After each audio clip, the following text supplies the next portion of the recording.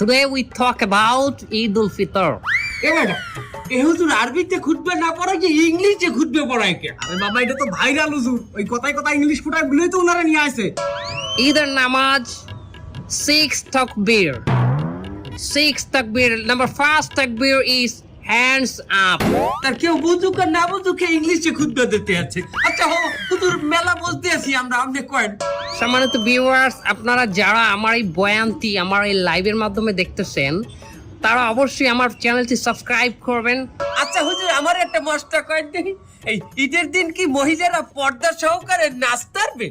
পর্দা সহকারে মহিলারা অবশ্যই নাচতে পারবে, কিন্তু নোরা ফতেহির মতো না, ক্যাটরিনা কাইফের মতো না।